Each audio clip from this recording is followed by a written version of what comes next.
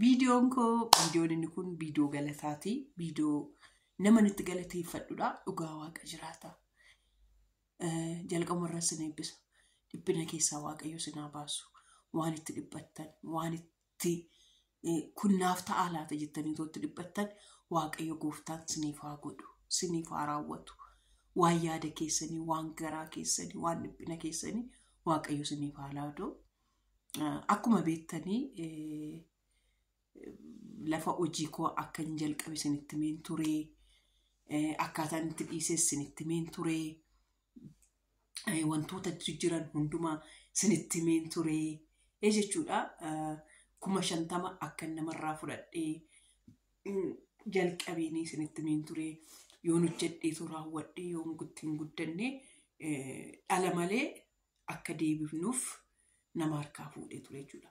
Waggaa meeqas waggaa lamas waggaa sadiitiin hojjennee dhala malee akka deebisuu dandeenyu jalqabne turre. Garuu manicha waggaan haaromsiisu ofii kooti tan hojjedhatti nan jiraadha jedhee dhagaasaa harmaataasaa buusee akkaataan hojjaan jedhu hundasaa isinitti agarsiiseera. Viidiyoo ni jira waan ta'eef jechuudha. Hundumaa jalqabee yookaan nama faana gurmaanii hojjechuun barumsa siniif haa ta'u. Ani indoon gurmaa siniifan fakkeenya ta'ee sirriitti walitti gurmooftanii hojjettanii bakka gaarii geessu jedheen yaadee ture. Garuu hin taane ture. Waa'ee mucaa kootiitiif, waa'ee bu'uun beektu, waa'ee mucaa kootiitiif gaafa mucaa wannoo waan adda addaa jira hin taane ture.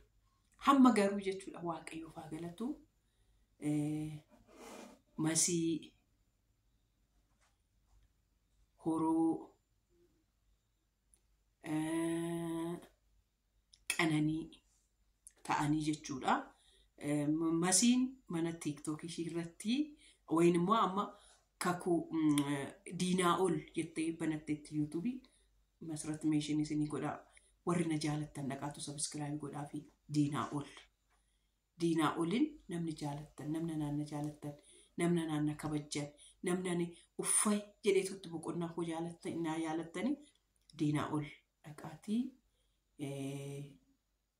follow subscribe naaf godhaa fi akkasumas immoo dhugaaf miidiyaan beektu 33 galteetti amma YouTube ishii subscribe ishii daalattii koo waggaa 5 nama na biraa nafne nama yeroo hunda dhiphina koo irratti mboo jedhin ture mboo garuu dhiphina koo irratti rakkina koo irratti gammachuu koo irratti akkasumallee garee guddina Oromootiin sabboontu fa'iimallee akkan ol baru nama na goote nama na biraa nafne nama yeroo hundumaa hoggaanani boo dhufte karaa keessa na faana boossu waan qabdu na biraan deebine hoggaanani ammaan koo facaasu na faana facaaftu dhugaaf miidiyaa wayin horoo tuubii ishiis naaf galateeffadhaa. Dhugaa Rabbii chaalenjii TikTok innaa kenname ture. TikTok irratti chaalenjiin hojjetamee chaalenjii saniin yoo hojjedheen ture viidiyoo kana dura naaf dhaqaatisa follow godhaa qananii isiniin jedhee jechuudha. Viidiyoo isinii hojjetamee jira. Achitti mana masii irratti chaalenjii hojjennee yoo follow 50,000 nagashitanii 50,000 san annan kennaaf jettee chaalenjiin akkasii jalqabamee ture. Horoon immoo dhuma yoo naannoo hordoftee mana masii dhuftee isaan booda ol seenteeti maalitti seetan hani jettee Oromoon follow nama gochuu dhiiseera. Garuu akkaawuntii 60,000 qabu qabaa jetteet akkaawuntii 60,000 qabu 71 qabu qabaa. Isanii naan kennaa fi ishiin immoo 50,000 san dabarsituuf jettee isaan olii galanii qananiinis 50,000 san dabarsitee horoonis akkaawuntii ishii 73,000 rangeessiftee fi waliif kennanii akkasitti dhiphina kun aninaan immoo gammachuu boochaati malee waan nuumiti jechuudha dhugaa rabbii. Naa oroonis masiinis akkasumas immoo maatiin koo warri achirratti ittanii jechuudha. Qananiinis waaqayyo sinaa eebbifamaa. Qanoonis TikTokiin bu'aa qabaa fi miti ittumaan ta'uma anumatti gargaaruuf jedhaniiti. Koroonis achirratti beeksisa watti hojjetattee waan tokko yoo itti godhattee hin dandeessii turte. Namni waanuma qabuun nama gargaaramtiire.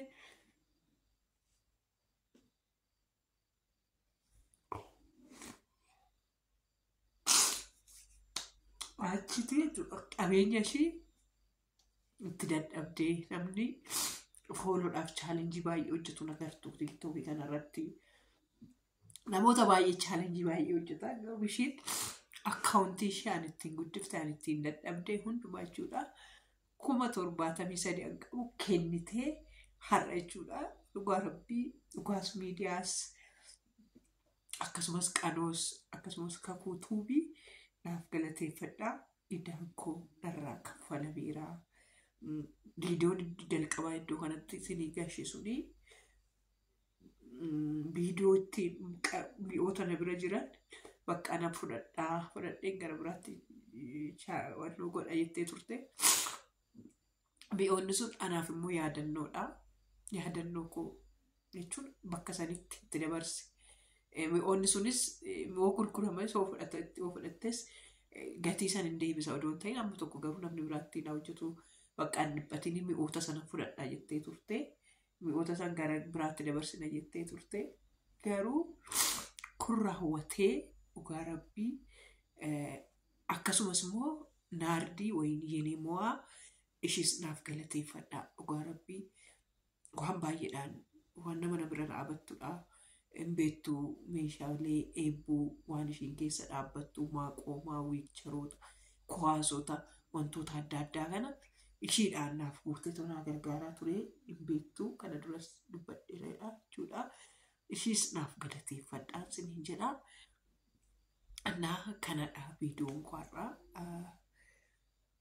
Viidiyoo fayyoo irratti hin bo'u jedheen ture. Asitti garuu nan bo'e dhugaa rabbii. Viidiyoo fayyootiin lanna bochisa jedhee ture. Seenaan dabarseedha waan ta'eef seenaan kun barreetee fiilmiidhaan illee hin dhumu. Warroonni industirii fiilmii warri barreessuu dandeessan dhugaa koottaati fiilmitti dhaga jijjiirree odoo hojjenne dhaloonni hundumtuu irraa baratu. Namoonni sirraa barataa haati eebbaa keessa muka mitii dhaabattee naftuu boru gaafa siisin jalaa dabarte faarfachuurra har'a koottaatii waliin hojjennu waan na bira jiru. Seenaa nama barsiisu hedduun qaba. Hedduu gaa'ela kootii kaasee ijoollee kootii kaasee bu'aa bayoota hedduu keessa kaasee jechuudha.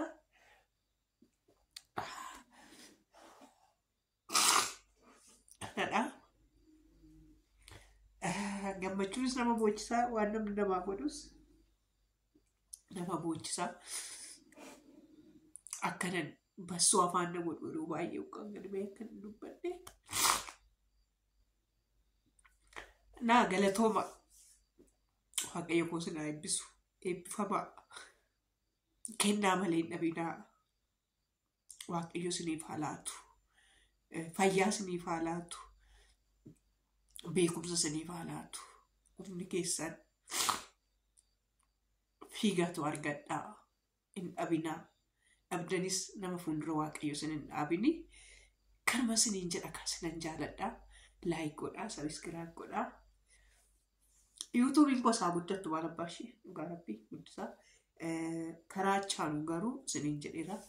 YouTube'n koo inni tokko sabiskiraayibii dhaqaa godhannaan daddanitti garuu guddachaa jira. Gaaf tokko akkana baaseen sapiraayisii sin badhashee YouTube'n guddisaa dhisan. Bakka barbaadetti bu'aa saniin jedhe jechuudha. Ammaaf garuu horaa bulaa deebbanaa galatoomaa sinan jaaladha ishee.